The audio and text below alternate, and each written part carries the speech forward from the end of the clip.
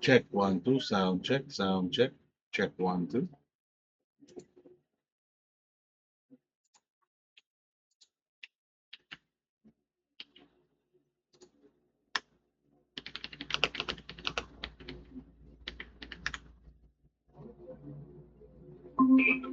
Maybe I want to.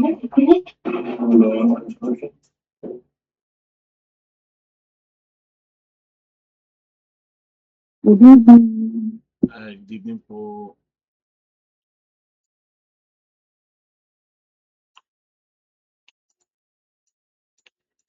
Ay, Good evening.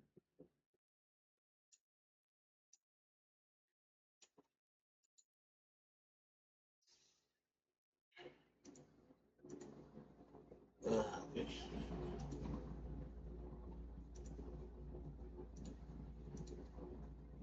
Okay. Send ko na. Okay, sorry po. Nakalimutan ko. Kasi holiday. Kala ko holiday din ng ano natin. So, pasensya na po tayo'y medyo ano ngayon. But sige, tayo po'y tuloy-tuloy magsamba sa ating Panginoon sa araw na to. As we wait for the others. Baka kasi nakalimutan ko mag-announce po. Pasensya na po. Nawala rin sa isip ko. But tayo po ay dadako sa prayer meeting sa araw na to. So, without further ado, at ano ang aking check 1 2 1 2 sound check check 1 2. Alright. Sige, tayo po ay magsimula na. So, welcome to Light of the Mountain Church of the Nazarene, this Wednesday night prayer meeting, May 27, 2026, at konting kembot na lang po is June na, meaning nasa nangangalahati na tayo ng taong 2026. Konting kembot na lang, months na, kakanta na si Jose Marichan, magki-Christmas na, and mag-New Year. So parang ang bilis na ng panahon, kakatapos lang ng mga bata sa pag-aaral pero nakakalahating taon na tayo sa 2026 na to. So parang bilis ng panahon eh. Hindi mo namamalaya na ang bilis kumilos ng oras. Yung mga bata tumatanda na, yung mga matatanda na, matanda pa rin. And marami pang mga eksena sa buhay na kaek-ekan at mga blessings, journey, trials, success, victory, failures, a journey, a new chapter in life. Ang daming nangyayari. Maraming manganganak, ikakasal, kinasal, at saka syempre mga iba pang mga bagay-bagay. But tayo ay nagpapasalamat sa Panginoon that despite what's happening around us, ipinapakita pa rin ng ating Panginoon ang kanyang katapatan, kabutihan at pagmamahal sa ating kanyang mga nilikha. At tayo nagpapasalamat dahil doon at binibigay natin lahat ng papuri at pagsamba sa ngalan niya. So again, welcome to Light of the Mountain Church of the Nazarene Wednesday night prayer meeting this May 27, 2026. And this is our last prayer meeting for the month of May kasi yun nga, next week is June na. Konting announcement lang rin po. Tomorrow po, meron po tayong seminar. May pupunta po sa seminar. Bukas, ipag-pray nyo rin po na may matutunan kami at ma-apply namin ito sa ating simbahan in our leadership. So I hope and pray that each and every one of us ay nagkaroon ng opportunity to grow deeper sa ating faith, sa ating relationship with each other, especially our relationship with our Jesus Christ, ating Panginoon. All right? So before we start, meron po bang gusto mag-share na kanilang praise item, praise report, or thanksgiving?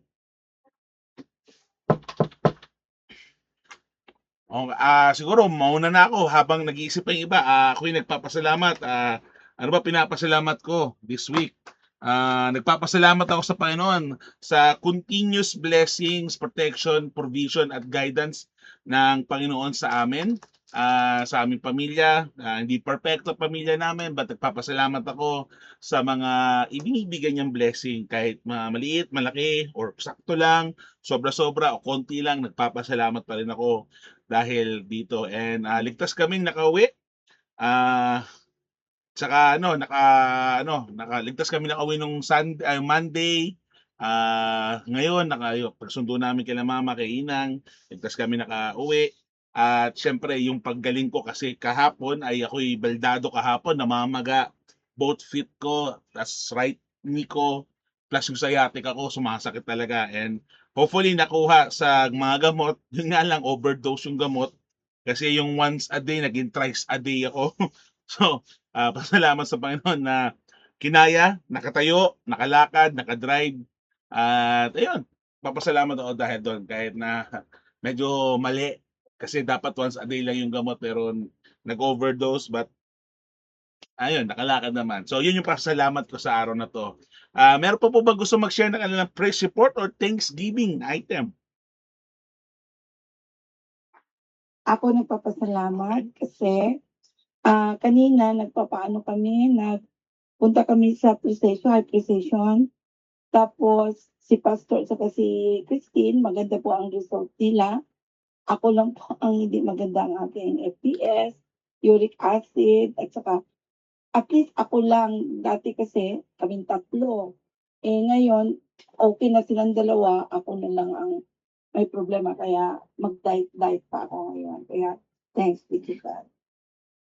Okay, maraming salamat. May gusto pa po bang mag-share ng kanilang praise item Thanksgiving sa gabi ito?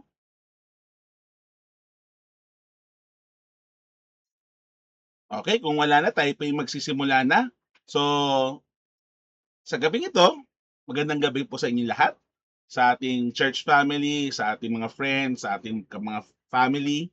Sa gabing ito, nandito tayo sa lugar na to, sa presensya ng ating Panginoon para magpasalamat ng buong puso natin.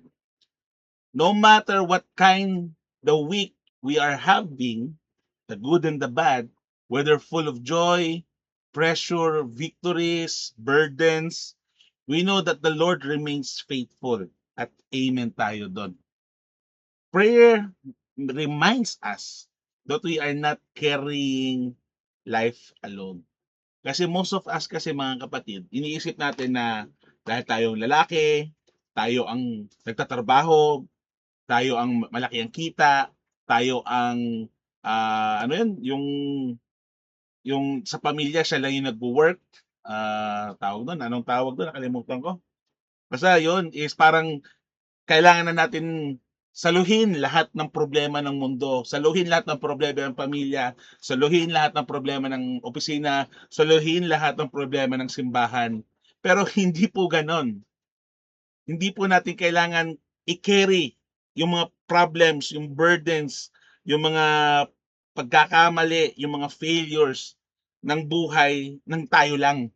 Because tandaan po natin, Christ is with us. Christ is sustaining us day by day. Sabi nga sa Bible, kung maalala nyo, is take my yoke for it is easy and light. Diba? Ibigay natin daw yung burden sa ating Panginoon. Yung good and the bad. Ibigay natin sa Kanya, tatanggapin niya yan, at tayo ibibigyan niya ng rest. So tonight's message is very simple lang. Pero I hope it will be deep enough to make an importance or an impact in our relationship with God because God gives strength to those who depends on Him. Sabi nga nila, God is close to the broken-hearted. Because ang puso ng Panginoon, ng Diyos natin, is malalapit sa mga may sakit, manghihina, nawawala. Kaya nga po siya pumunta dito sa mundong ito, ibinaba siya ng Panginoong Ama, ang si Jesus Christ pinababa niya dito upang iligtas yung mga naliligaw, nanghihina at mga namomroblema. At dahil po doon, tayo po'y manalangin sa gabing ito. In the name of the Father, of the Son, of the Holy Spirit, Heavenly Father, thank you for bringing us together tonight. Thank you for your goodness and faithfulness in our lives. As we worship you and study your word, Lord Jesus, prepare our hearts and renew our spirit. Remove distraction, Lord, katulad ng mga nangyayari sa kapaligiran namin. Distraction, away, gulo, korupsyon, problema, away dito, away doon, patayan dito, patayan doon, corruption dito, corruption doon. And Lord, help us focus on you, Jesus Christ alone. Let your Holy Spirit speak to us clearly and strengthen our faith as we trust and obey you, Lord. Lord, we surrender this time in our prayer meeting to you and to you alone. In Jesus' mighty name we pray. Amen, amen, and amen. All right, so let's go. Sa topic po natin sa gabing ito is strength for the journey. Bakit kailangan magkaroon ng lakas sa journey? Tulad nung office outing namin, nagpahinga, nag-relax, kumain ng tama, natulog ng maaga, para lang may lakas ako sa pagdadrive. 18 hours driving, dire-diretso. Syempre may kain, may CR break, and mga ano. Pero, you get the point. Nagpahinga ako para to prepare myself dun sa 18 hours plus journey na pagdadrive. Ang ating scripture reading sa gabing ito or our Bible verse for this evening is found in Isaiah 40:31. Again, as I said already and before, pag may sinasabi po ang pastor or priest or pare or bishop or whoever it is, may sinasabing Bible verse, dapat may sarili kayong mga Biblia, either the hard copy, the hardbound, or the soft copy or sa phone nyo para ma-check nyo kung tama yung sinasabi at accurate and correct yung Bible verse na sinasabi ng kung sino man yung nagsasalita. So again, sa gabing ito, our Bible verse is found in Isaiah 40:31. Ang sabi po dito, but those who wait on the Lord shall renew their strength. But those who wait on the Lord shall renew their strength. Pero take note, yung wait po dito is hindi po to walang ginagawa. May ginagawa po to at aalamin natin yan sa mensahe natin sa gabing ito. So, ang buhay natin can become tiring. Tama? Sino bang mga napapagod dito? Diba? Even faithful Christian, napapagod. Si Jesus nga napagod nangamba, natakot, umiyak. Diba? Pero again, in the end of the day, the Lord will be done. Tayo, bilang mga tao, faithful Christian nga, sometimes natapagod or most of the time napapagod tayo pa kaya mga normal na tao nga lang, sabi nga nila. There are burden, responsibility, disappointment, and spiritual battle that can drain us. Diba sa work natin, diba pag masyado ng ang daming pinapagawa ng boss mo, hindi ka na nakakabigay ideas, SL, or makapagpahinga lang, kundi tapon ng trabaho. Pagtapos ng trabaho mo, tatapunan ka. Di nyo ba alam, sa trabaho kasi, kung ano lang yung work mo, yun lang yung work.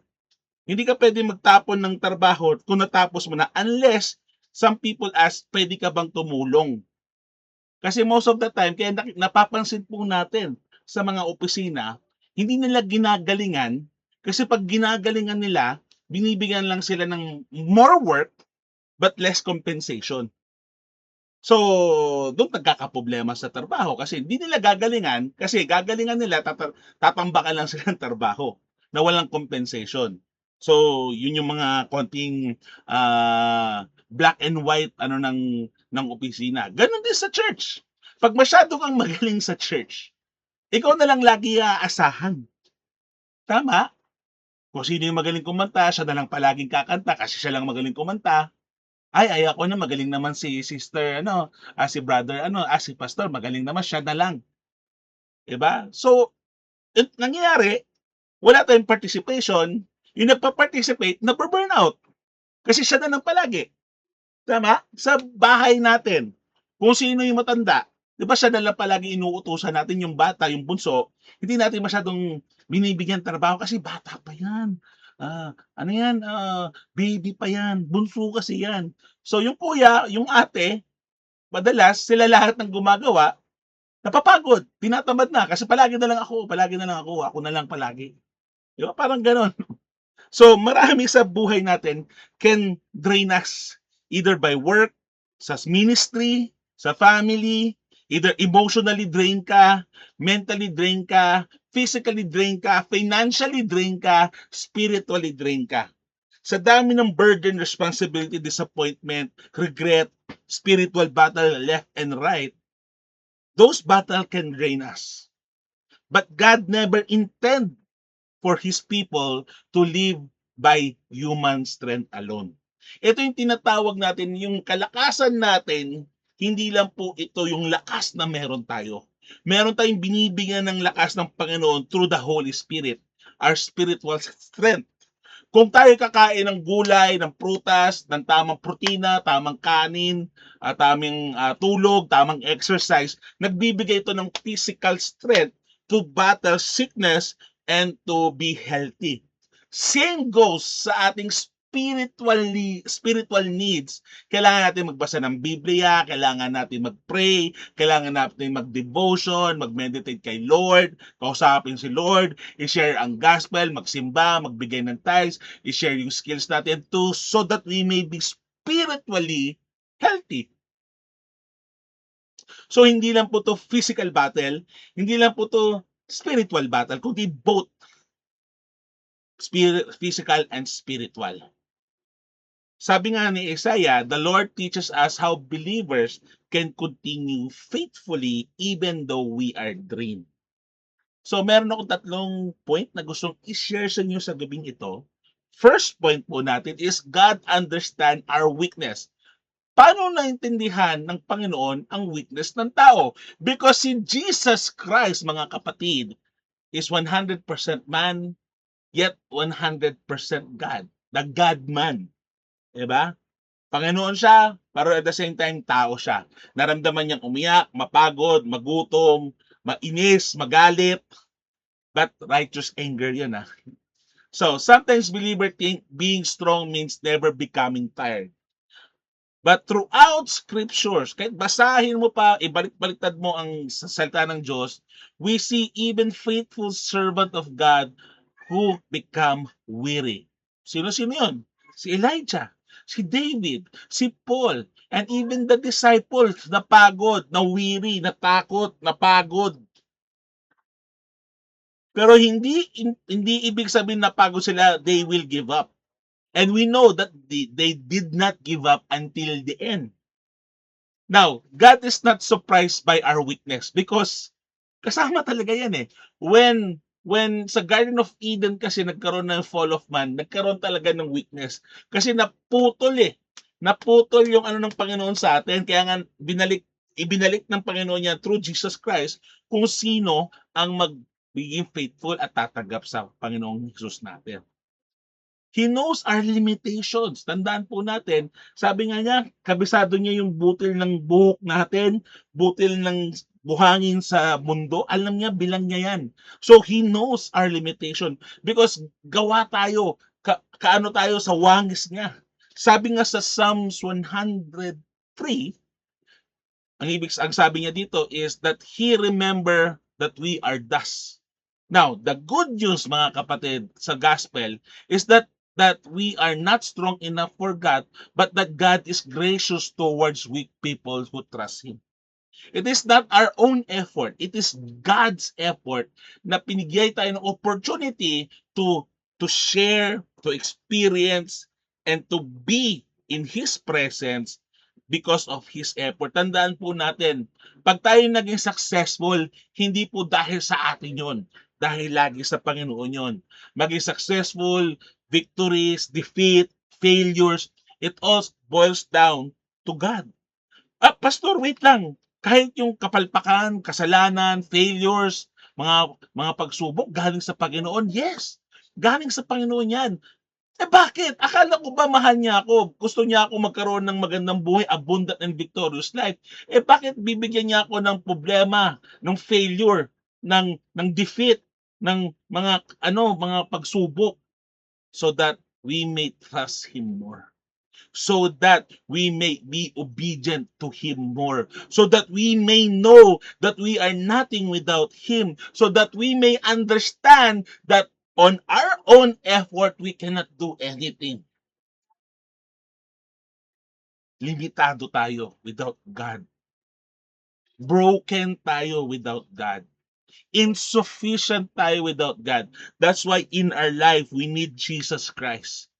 Kahit sabi mo pang napakagaling mo, napakayaman mo, napakatalino mo, napakagwapo, maganda mo, ang dami mo ng without God, if you don't prioritize God, if you do not seek God, walang kwenta ang buhay mo kahit gaano ka pa kayaman, kahit gaano ka pa successful. Don't get me wrong, walang masamang maging successful, walang masamang yumaman, walang magkaroon ng problema sa mundo. But the problem is, kung successful ka nga, may pera ka nga, may kayamanan ka nga, may fortune ka nga, may fame ka nga, wala naman ang Panginoon sa buhay mo, all of those are useless. Nobody can become happy, joyful without God in the center of our lives. Because si God lang talaga mag-fulfill, magsasatisfy ng butas na meron dito sa puso natin. But remember, God understand our weakness. God is gracious towards weak people who trust Him because we are dependent on God. As followers of Christ, mga kapatid, we do not hide our need for God. Pinagyayabang natin yan na kailangan ko ang Panginoon because pag wala ang Panginoon, lahat ito wala. Hindi natin dapat kinakahiya na kailangan natin ang Panginoon. We bring it to Him honestly. Kasi alam naman ng Panginoon eh. Hindi mo siya pwedeng lokohin, hindi mo siya pwedeng ganchuhan, hindi mo siya pwedeng linlangin because alam ng Panginoon ang nasa puso't isipan natin. He knows us because He loves us. He understands us. But because He understands us, hindi niya hahayaang gagawin na lang natin lahat ng kasalanan sa mundo. Ayaw niya yon. Kaya nga binibigyan tayo ng free will to choose good and evil. God loves us, but He will not tolerate our sin just because He loves us. Because God is just. That's number one. Number two, waiting on the Lord, renew our strength. Teka lang, kung maghihintay ako sa Panginoon, lalakas ako, magkakaroon ako ng kalakasan na gagaling sa Kanya. Sabi sa Isaiah, mga kapatid, those who wait on the Lord shall renew their strength. Ano ba ibig sabihin ng wait on the Lord? Ito yung sinasabi kong hindi po parang sinabi wait unto the Lord is maghihintay ka lang, wala ka nang gagawin. If you remember the 10 virgins para dun sa kasal, sobrang tagal. Madaling araw na bago dumating ang bride and groom. Pero before sila dumating, yung 5 do sa 10 virgins na yon is nag-prepare na. Nag-prepare na sila, kinuha na nila yung oil sa kanilang lamp, tapos natulog. While yung 5 is nag-happy-happy pa, nagchismisan pa, kwento-kwentuhan pa, until nakatulog sila. Tapos nung dumating na yung bride and groom, nataranta sila kasi wala silang oil. Sabi kasi nila, mamaya na lang, wala pa naman, tagal pa naman, may oras pa tayo. Pero nung pagkagising nila, nandun na yung bride and groom, nataranta sila, katok-katok sila, meron pa ba kayong oil? Meron pa ba kayong oil? Hanggang sinarado na ng bride and groom yung celebration nila. Yung 5 prepared, nakapasok, yung 5 hindi. Anong ibig sabihin nun? Meron kang action. Hindi lang porket wait. Yes, wait is a verb. Waiting is a verb or wait is a verb. Pero hindi lang po waiting yung ginagawa nila. Kundi while waiting, they are preparing. Waiting on God means trusting Him. FYI. Depending on Him, praying faithfully, and remaining obedient even when the answer are delayed. And most of the time, alam naman natin to, ang answer sa prayers natin usually delay. Pero, delay nga ba talaga? Sa ating time frame, delay.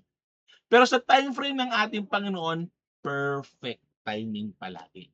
Because our ways is not His ways. Our thought is not His thought. Our timing is not His timing. Tandaan palagi natin yan. Now, the world says kasi, depend on yourself, di ba? Ano yung sarili mo? Walang tutulong sa'yo kung hindi ikaw lang. Narinig niyo na po ba yun? Walang tutulong sa inyo kung hindi ikaw lang. So, ano yung mong sarili mo? Di ba? Hindi. Sa scripture kasi is teach us to depend on God. There's nothing wrong depending on God because God is faithful and just. There's nothing wrong to depend on God because lahat ng sinabi ng Panginoon is para sa atin, sa ating kabutihan. Perfect nga ang plano ng Panginoon sa atin. Now, in the Church of the Nazarene, has always emphasized that holy living through the grace of God is important to us Christians. We cannot live victorious by human effort alone. Akala natin successful na tayo on our own effort, but in reality, kulang na kulang yun. Ang laki pa ng pwedeng i-success at maging victory ng ating buhay when we depend on God alone. Because on our own effort, on our own human effort, may cap yan. May hagdanan yan. But when Jesus comes to our life, meron tayong tinatawag na spiritual breakthrough. Now, remember, the Holy Spirit strengthen and sanctify believers us daily as we surrender to Christ. Diba? More of you, less of me, carry your cross daily. Hindi po sinabi ng Diyos na carry your cross every Sunday. Because you are not a Christian, you are not a disciple of Christ, you are not a believer of Jesus on Sunday alone. You are a believer, a disciple, a Christian, or sabihin na natin Catholic, 24/7. Not just on a Sunday. As Christians, we need to read the Bible. We have to pray every day. But because, ang sasabihin, boring. Paano mo masabing Christian ka? How can you say you love someone if you don't show love to that person? How can you say you love a person if you don't understand the person? How can you say you love the person if you don't give affection to the person you love? Same goes to Jesus. Paano mo sasabing mahal mo ang Diyos, hindi ka naman nagbabasa ng Biblia? Paano mo sasabihin mahal mo ang Diyos kung hindi ka naman nagdadasal sa Kanya araw-araw? Paano mo sasabihin na mahal mo ang Diyos kung hindi mo naman kayang i-share yung natutunan mong magandang balita na libre sa ibang tao? Dahil nahihiya kasi ako. Hindi ko alam sasabihin ko. Ano yun? How can you say you love Jesus? How can you say you love God if hindi mo naman ginagampanan yung responsibility mo sa pagmamahal mo sa Kanya? We are not here just to sit down and listen. Ayako kasi sa pastor na yun eh. Ayako sa simbahan napipilitan ako. So what? You're not there because of you. You're not there because of him or her. You're not there because of what if. You are there because Christ put you there. And because where Christ put you there, you have to be fruitful. Sabi ng Bible, sabi ni Jesus Christ, nagugutom ako, bigyan mo nagano siya ng fig anong puno yun, nakalimutan ko. Tapos yung wala siyang ma-bear ng fruit, sabi niyan, namatay. Because a tree that does not bear fruit should perish. Same goes sa atin bilang isang Kristiyano, disciple, kahit ano pang sabihin mo niyan, dapat nagiging fruitful tayo. Because if hindi tayo fruitful, ibig sabihin po nun, hindi tayo planted. In short, hindi mo talaga tinanggap ang Panginoon. Hanggang bibig lang, wala sa puso. Dapat nagiging fruitful tayo. And hindi ka dapat maapektuhan ng environment mo. Nasasabi mo, naging ganito lang ako dahil sa kanila eh. Hindi. Nahawa lang ako dahil sa kanya. Hindi. Pagod na kasi ako, nainis na kasi ako dahil sa kanila. Hindi. You are put there by the word of the Lord. You are put there because God intended you to be there na hindi ka dapat ma-impluwensyahan. Dapat ikaw yun ang i-impluwensya ng iba. Not because sinabi natin waiting, mag-wait ka lang. May preparation yan. May action pa yan. Hindi lang waiting yan na wala kang gagawin. There is a preparation. Remember that prayer is not a weakness. Prayer is dependence upon the power of God.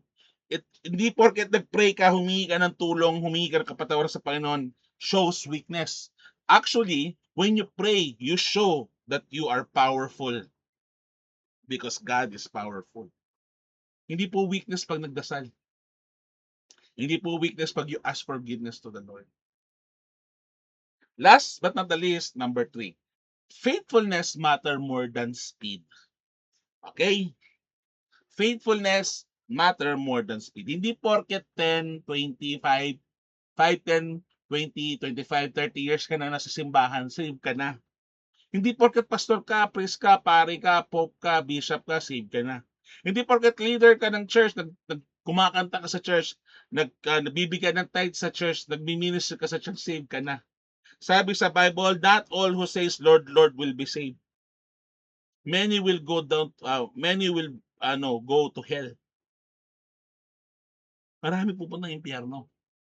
Kasi sinabi nilang I love the Lord, I believe in God, sa bibig lang. Wala sa isip, wala sa puso, wala sa gawa. Bibig lang, puro salita lang. Now, sabi nga dito, they shall run and not be weary. They shall walk and not faint. Anong ibig sabihin nun? Not every season of life is fast or exciting. Sometimes may boring. Ang tagal. Ang tagal. Grabe ang tagal. Yung blessing ni Lord, ang tagal mo makuha. Yung mga promises ng Panginoon sa'yo, ang tagal mo makita, maramdaman. Because not every season in the Christian faith is fast and exciting. Sometimes God calls us simply to keep walking, trusting, obeying, walking, obeying faithfully until such time na ibibigay na ng Panginoon yung blessing, yung promises niya. Hindi kasi madalian eh. Hindi po porket sinabi mo I love God, okay ka na. Okay, save ka na. I love Jesus. No. When you say you love Jesus, that is the first step. That is the first step. Pag sinabi mo I believe in Jesus, I love Jesus, I give my life to Jesus, that is the first step. That is not the ending or the finish line. That is the starting line. Many believers want quick victories. Isa na ako doon. I know because I am one of them. Dati kasi pag nagbigay ako ng tithes na malaki, Lord nagbigay ako ng malaking tithes sana na ganun-ganun ako. No eh. Marami kasi sa atin gusto nating quick victories. Quick success. But God often works through steady, long game obedience. Kasi pag binigay ni Lord kagad sa'yo, hindi ka pa pala ready. Boom. Para pag binigay sa'yo ng Lord, tapos yun lang pala hinihintay mo, pag nakuha mo na, alas ka na. Maraming ganyan, di ba? Marami kang makikita na, active sa church, yung naging successful, hindi na naging active. Marami tayong nakikita niyan. Di ba? A faithful Christian is not merely someone who starts well, but someone who continues walking with Jesus through every season in the end game. Kasi sa ML, sa Mobile Legend, may tinatawag tayong early game, mid game, tas end game. Yung early game, tinatawag natin the starting point or ang tawag natin doon. Sa una pa lang or ano yun? Middle games, end game, middle game, start game, early game. Sa early game kasi minsan sa ML, Mobile Legend, ang lalakas. Nakakapatay ka agad ng kalaban. ML, Mobile Legend is a game, mobile game. Early game, ang galing, ang kunat, ang bilis, Tapos pagdating ng mid game, medyo humihina na until sa end game talo. Yung iba naman, early game, laging talo, laging patay. Pero pagdating ng end game, siya na yung makunat. So ganoon din tayo as Christian, hindi dapat tayo sa umpisa lang magaling. Dapat sa umpisa, okay, madadapa ka, pero tatayo ka ulit sa mid-game, madadapa ka na naman, tas madadapa ka na naman, tas tatayo ka, madadapa ka, tas tatayo ka sa endgame. Hindi kasi importante magaling ka sa umpisa eh. Ano yung magaling ka sa umpisa, pagdating sa dulo, wala na. Oy, ang active niya sa church, nagtatights pa siya, naging successful na, wala na. Hindi na napupunta, hindi na nagpapakita, hindi na nagpaparamdam. Dumating na sa Lord, patay tayo niyan. Boom. Not to be sarcastic medyo OA lang yung explanation ko, but I want you to understand, yes, maganda, starting mo okay, pero ang pinaka-importante mga kapatid is yung ending natin. Kung magaling ka sa start, wala ka naman sa ending, useless yung starting mo. Okay lang na palpak ka, ang dami mong problema, ang dami mong pagsubok, umiiyak ka, ay naku po Lord, hindi ko na kaya itong buhay na to. Pero dating sa dulo, because you are faithful until the end, importante yung dulo. In work, result matters. Performance matters. Ganun din sa faith natin. Hindi porket sa start, okay ka, sa dulo, hindi na. Mas okay nang hindi ka maganda sa start, pero pagdating sa dulo mo, ikaw yung naging faithful, ikaw yung naging obedient, ikaw yung naging matatag, nagkaroon ng deep-rooted Christian faith, okay yon. Kaysa naman sa umpisa ka lang magaling, pagdating sa dulo, wala. Okay na hindi ka magaling sa umpisa, pero pagdating sa dulo, ikaw yung makunat na sinasabi natin. Tonight, mga kapatid, perhaps some of us are tired physically, emotionally, mentally, financially, spiritually. The Lord reminds us, mga kapatid, keep walking with Him. Keep talking to Him because His grace is sufficient for every day. Pag may problema ka, lapit ka lang kay Lord. Pag may pagsubok kang pinagdaanan, lapit ka lang kay Lord. Kung naiiyak ka, lapit ka lang kay Lord. Kung nahihirapan ka, lapit ka lang kay Lord. Kung ikaw ay naging victory, lapit ka lang kay Lord. Kung ikaw ay naging successful, lapit ka lang kay Lord. Kung ikaw ay natutuwa, nag-i-enjoy, lapit ka lang kay Lord. Kung ikaw ay nahihirapan na, lumapit ka lang kay Lord. Si Lord lang kasi ang sagot sa lahat ng problema natin. Although hindi niya siya sasagot ng mabilisan. Minsan nga hindi mo alam kung nakikinig ang Panginoon. But remember, He knows. He understands. He sees us.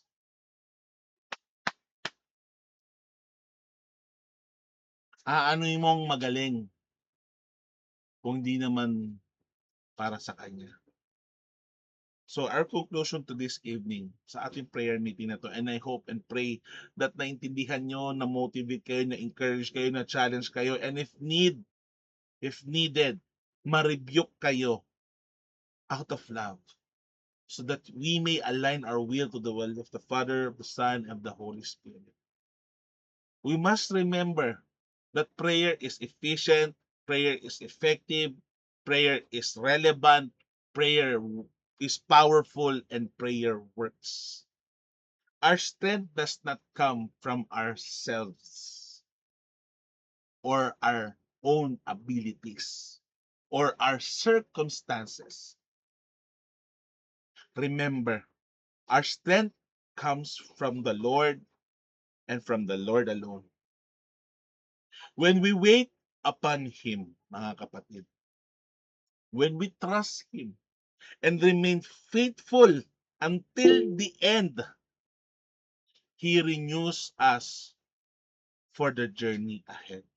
No matter how weary we may feel tonight, Christ is still faithful and His grace is still enough. Let us pray. In the name of the Father, the Son, of the Holy Spirit, Lord Jesus, thank you for your word tonight. Thank you for reminding us that you are our strength in every season of life. Help us to trust you more deeply and to depend on you, on your grace daily. Renew those who are weary. Encourage those who are discouraged. Strengthen your church to remain holy, faithful, and centered on Christ. Teach us to walk with endurance and obedience until the day we see you face to face. May your presence remind us tonight. In Jesus' name we pray. Amen, amen, and amen.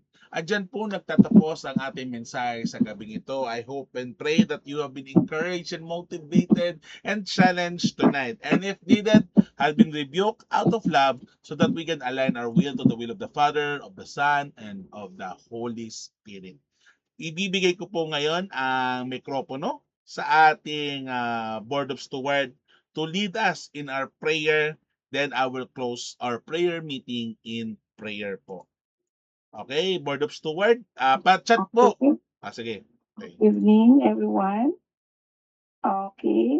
Isulat niyo po ang mga prayer request niyo para ipag-pray po natin. Isulat lang po para mahabol natin mga prayer request. Okay. Ang sabi ni Lord, when two or more are gathered in His name, nandiyan po siya. Kaya magtiwala tayo mga kapatid na lahat ng panalangin natin ay bibigyan ng Lord. Nasa puso lang po natin. Kaya ipag-ano natin ang mga prayer request para ipag-pray na natin. Okay? Ituloy-tuloy natin ha. And then, sulat lang kayo kung ano mga prayer request nyo. Okay? Lord God, let us pray. Lord God, thank you for so much for everything. Alam namin, Lord, na hindi mo po kami pamabayaan. Alam namin, you are there for us. Kaya, nagtiwala po kami and we lift up to you our prayer request. Ang aking prayer request po, Lord, ay sana good health of all.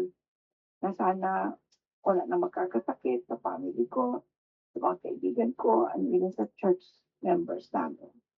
Sunday school service, na sana maraming dadalo sa Sunday school, na ang ganda ng message po ni Brother June, na sana marami pong makikinig. Ang worship service namin, Lord, na sana marami ding dadalo para makinig sa word of God. At saka 10th year anniversary ng church, malapit na po, Lord. June 28 na po, ang pinag-pray namin, Lord, na magiging maayos lahat ang mga preparation namin, and even sa food, and thank you, naka-down payment po kami, at saka yung mga food, at saka yung mga program, na maraming dadali sa mga program na magiging, ano na po, preparado po lahat. Kaya, Lord, pinabayan na po namin sa inyo, na sana magiging maayos po ang 10th year church anniversary namin. Ang prayer request po ni Christine, long and healthy life sa kanya, family niya, and God may bless us with strength, vitality, and long, satisfying life. Kompleto niyo po sa lahat na may sakit, wisdom and strength at work, that God may empower you daily with clarity, excellence, and repentance. God's protection sa kanya at sa loved ones niya. Sa financial and daily provision po, continued blessing and provision for all our needs. Their church anniversary, more clients to close this year, church service and Sunday school, discipleship class with Pastor Andy, starting month of June, and ACPA convention na atinan po namin, Lord, this coming September. Bless po po kami, Panginoon. And praying for Pastor Journey Travel ngayong sa Taiwan ngayong June 2026 po. At saka kay Sister Mercy po na prayer request ay good health and God protection at everyone, daily and financial needs, and the Guzman, Diva, and Garapon family, and GM job. And Lord, pinabayan na po namin sa inyo ang prayer request po ni Sister Mercy. I-bless mo po siya. Panginoon, and even sa mga request niya, Lord, na magiging maganda paging ma-answer po ito. Ang prayer request po ni Pastor Mickey ay health, sa sciatica niya, puliling, good health na papayat na po siya, ang kanyang journey na papayat. Sana, Lord, maging maayos kasi ang dami na po niya naramdamang sakit, Panginoon. Financial provision, ministry sa church, sa family, sa kanilang ni kay Faye, kay Andre, kay Aubrey, sa Ricky. I-bless po ang kanilang relationship, Panginoon. At saka ang prayer request ni Sister Connie, good health and protection sa family. I-bless mo siya, Panginoon, lalo na malayo siya sa kanyang family, Lord. Nasa province sa kanyang family, at saka siya nandito, Panginoon. Kaya i-bless mo si Sister Connie. At saka ang prayer request po ni Richelle, good health of everyone and their family safety. Kaya, Panginoon, tulungan mo po ang prayer request ni Taripi, na maging maayos ang family niya, Lord. Lalo na siya, hindi na niya nakikita, malayo siya sa kanyang family. Kaya tulungan mo po siya, Panginoon. At saka, Lord, ang prayer request po na God's protection, provision, good health, wisdom, strength, and continuous deliverance and healing for all of us. Kaya, Panginoon, tulungan mo po si Sister Tina na ang kanyang prayer request, Lord, ay ma-answer po ito. Kaya, dinadalangin po namin and we lift up to you our prayer request. Tulungan po sila ni Elaine at saka ang family niya at saka mga anak niya, Panginoon. Kaya, Lord, maraming salamat po sa mga answered prayers. Maraming salamat. Napakabuti mo, Lord. Pinupuli ka namin. Pinasasalamatan po sa lahat. In Jesus' name we pray. Amen and amen. In the name of the Father, of the Son, of the Holy Spirit, Lord Jesus, you have heard our cry, you have heard our plea, you have heard our request. Let your will be done, Lord Jesus. Sa gabing ito po, kami na lumalapit sa inyo as we give you everything, Lord. The good, the bad, our time, our treasures, our skills, our life, our time. Lahat po, Lord, ibinibigay po namin sa inyo, Lord. May you use everything that we have, all of us, Lord, for your glory, honor, and praise. Lord, hindi kami perfecto, hindi kami, Lord, marami kami limitasyon, marami kami pagkukulang, pagkakamali. But Lord, despite those things, ibinibigay pa rin po namin ang buhay namin para sa iyo, Panginoon. Maraming salamat, Panginoong Jesus, sa lahat-lahat ng pinagkaloob niyo sa amin. We give you all the glory, honor, and praise. In Jesus' mighty name we pray. Amen, amen, and amen. Magandang gabi po sa inyo lahat. Maraming salamat po. Sunday po is 9:30 po. Prayer, tawag dito, Sunday School. 10:30 po ang ating service. So sana po ay makasama namin kayo. At magandang gabi po sa inyong lahat. God bless you po and stay safe po. Bye-bye. Good night po. Salamat po sa inyong lahat. Bye-bye. Good night po. Alright. Bye-bye po. Good night po. God bless po.